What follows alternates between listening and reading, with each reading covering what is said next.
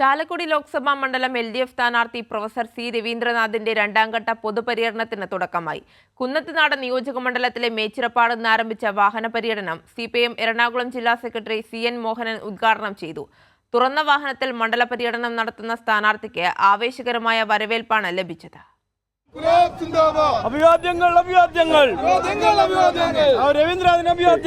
കഴിഞ്ഞ 3-ന് ആരംഭിച്ച ആദ്യഘട്ട പൊതുപര്യടനം 9-ന് അവസാനിച്ചിരുന്നു. ചെറിയ പെരുന്നാൾ, വിഷു തുടങ്ങിയ ആഘോഷ ദിവസങ്ങൾ ഒരുമിച്ചെത്തിയ സാഹചര്യത്തിലായിരുന്നു പൊതുപര്യടനത്തിന് ഹ്രസ്വമായ ഇടവേള നൽകിയത്.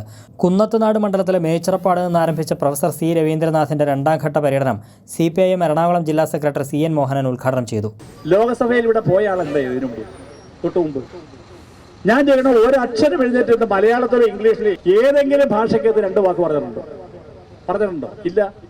അപ്പൊ അതുകൊണ്ട് നമ്മുടെ രവീന്ദ്രൻ മാഷെ പോലുള്ള ആൾക്കാരാണ് പാർലമെന്റിൽ പോകേണ്ടത്. നമുക്ക് കേരളത്തിന് വേണ്ടി വാദിക്കേണ്ടത്, കേരളം മാത്രമല്ല ഇന്ത്യക്ക് വേണ്ടി വാദിക്കേണ്ടത്. ആ വാദം സ്വാഭാവികമായിട്ടും BJPയുടെയും കോൺഗ്രസിന്റെയും അവരുടെ ഇരട്ടത്താപ്പ് പൊളിച്ചെടുക്കാൻ അത് ആവശ്യമാണ്. തുറന്ന വാഹനത്തിൽ സഞ്ചരിക്കുന്ന സ്ഥാനാർത്ഥിക്ക് മണ്ഡലത്തിലെ വിവിധ കേന്ദ്രങ്ങളിൽ ഊഷ്മളമായ സ്വീകരണമാണ് ലഭിച്ചത്. പൂക്കളും പഴങ്ങളും പച്ചക്കറികളും മുതൽ പുസ്തകങ്ങളും സ്വന്തമായി വരച്ച പ്രൊഫസർ സി രവീന്ദ്രനാഥിന്റെ രേഖാചിത്രവും ഉൾപ്പെടെ സമ്മാനിച്ചായിരുന്നു പലരും തങ്ങളുടെ സ്നേഹവും പിന്തുണയും അറിയിച്ചത്. ഒരു മൂല്യവും നഷ്ടപ്പെടില്ലെന്ന് ഇന്ത്യ ജനത ഉറക്കെ പ്രഖ്യാപിക്കുന്ന തെരഞ്ഞെടുപ്പാകണം ഇതെന്ന് സ്വീകരണം ഏറ്റുവാങ്ങിക്കൊണ്ട് പ്രൊഫസർ സി രവീന്ദ്രനാഥ് പറഞ്ഞു. ഒരു മൂല്യങ്ങളും നഷ്ടപ്പെടില്ല എന്ന് ഇന്ത്യൻ ജനത ഉറക്കെ പ്രഖ്യാപിക്കുന്ന തെരഞ്ഞെടുപ്പാകണം ഇത്. അതിൽ നമ്മൾ ഓരോരുത്തരും പങ്കാളികളാകണം.